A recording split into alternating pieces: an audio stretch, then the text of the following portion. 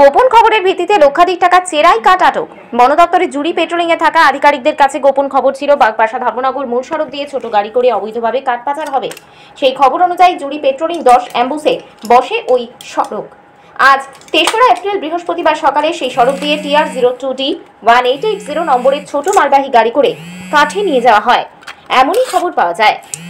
জুড়ি পেট্রোলিং দল ওই গাড়ির পিছু ধাওয়া করে। অতি দ্রুত গতিতে গাড়িটি পালিয়ে যাবার সময় কামেশ্বর এলাকায় সেই গাড়ির পেছনের একটি চাকা ব্লাস্ট হওয়ার ফলে রাস্তার কাছে গিয়ে কিছুটা উল্টে যায়। বেগতিক দেখে গাড়ির চালক গাড়ি রেখে পালিয়ে যেতে সক্ষম হয়।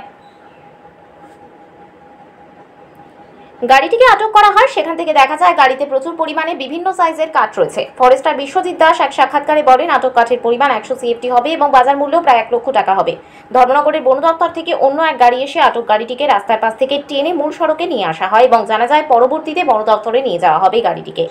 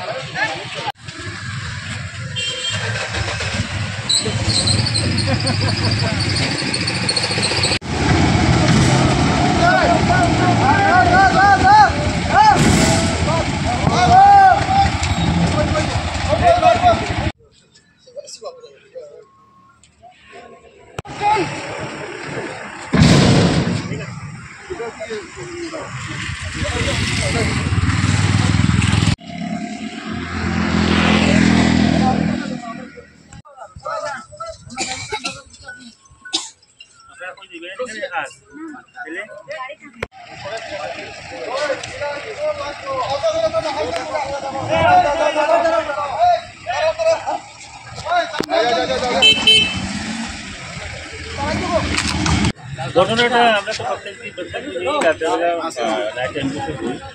হওয়ার পরে খবর পাইছি যে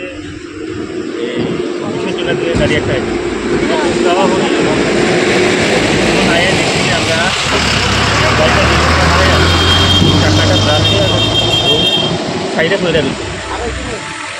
তৎক্ষণাৎ আমরা ওইটাতে আমরা অপরাধের খবর নিই এবং আমরা ওইটাতে ওটা করি আর কি। আপনারা কোন জায়গা ধর্মনগরের না? আমরা জুড়ি পেট্রোলিং। আচ্ছা, ধর্মনগর। আর এই জায়গাটা কোনটা? জায়গাটা হলো কামেশ্বর। মোটামুটি আনুমানিক কিরকম হতে পারে বাজার মূল্য যেটা আপনার কাঠটা ধরেছেন, বা কি কাঠ, কি জাতীয় কাঠ? 100 CFT। বাজার মূল্য 1 লক্ষ। কি মনে করছেন গাড়িটা কোথা থেকে কত, মানে কোন দিকে মানে যাচ্ছিল ওইটা, কি মনে করেন? তো লোকেশনটা বলতে পারবো, কারণ ইনফরমেশন আসছিল যে গাড়িটা আজকে আপনার মেইন রোড কোথা থেকে আসছে বলতে পারছি না। আসার পর আমরা ধাওয়া করি। এটা আজকে সকালে চালক তো বলা তো কারণ